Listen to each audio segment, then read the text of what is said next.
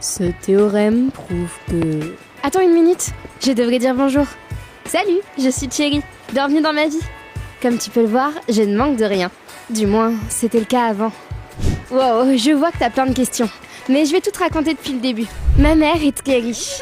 J'ai toujours eu cours à la maison et je passais la plupart du temps dans notre manoir. J'ai jamais eu envie de vraiment bouger. Après tout, j'avais tout ce dont je pouvais avoir envie à la maison. Un cinéma privé, une piscine, un spa, un petit parc d'attractions. Alors, t'as la tête qui tourne? Je pensais naïvement que tout le monde vivait comme ça. Maman ne voulait pas me laisser regarder les infos, visiter certains sites web ou avoir des réseaux sociaux. Bizarre, non? Mais elle me disait: je fais ça parce que je tiens à toi, mon bébé. Ça ne me dérangeait pas. Mais un jour, j'ai entendu une conversation entre nos servantes. Pauvre Chérie. Je sais, elle vit dans une cage dorée, comme une princesse dans un château. Sa mère l'a entourée de luxe, mais elle n'a pas d'amis.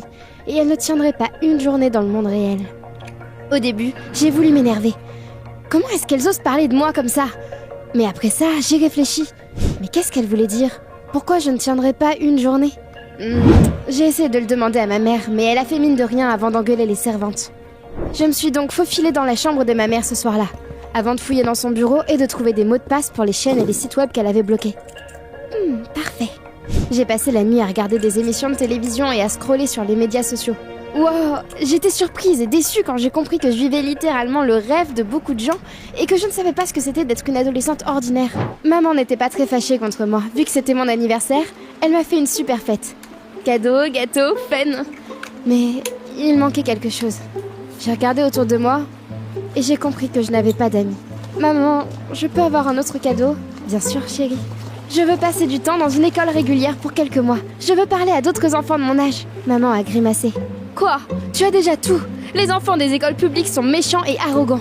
Je ne veux pas que tu y ailles. On se disputait rarement, mais je ne voulais pas me laisser faire. C'est vrai? Alors je ne veux pas des autres cadeaux non plus. D'ailleurs, je ne vais plus étudier si c'est comme ça. Mon ultimatum a marché. Maman n'était pas contente, mais elle a accepté de faire ce que je lui ai demandé. Super! D'accord, tu as gagné. Tu ne me diras pas que je ne t'ai pas prévenu. Je suis allée à l'école pour la première fois une semaine plus tard. C'était vraiment bizarre, mais aussi super intéressant. J'ai été surprise qu'il n'y ait pas d'huîtres et de tiramisu dans la salle à manger. Au lieu d'un spa, on était censé se changer dans un vestiaire qui sentait les chaussettes moites. Chaque pas dans ce nouveau monde était une aventure. J'adorais être une adolescente ordinaire. Mes camarades de classe étaient étonnamment gentils. Oh, t'es nouvelle ici? Laisse-moi te faire visiter. Yeah, je me faisais des amis. À la fin de la première journée, je me suis dit que j'aimais vraiment bien l'école. À la maison, j'ai dit à maman que je voulais continuer à y aller. J'en avais fini avec l'école.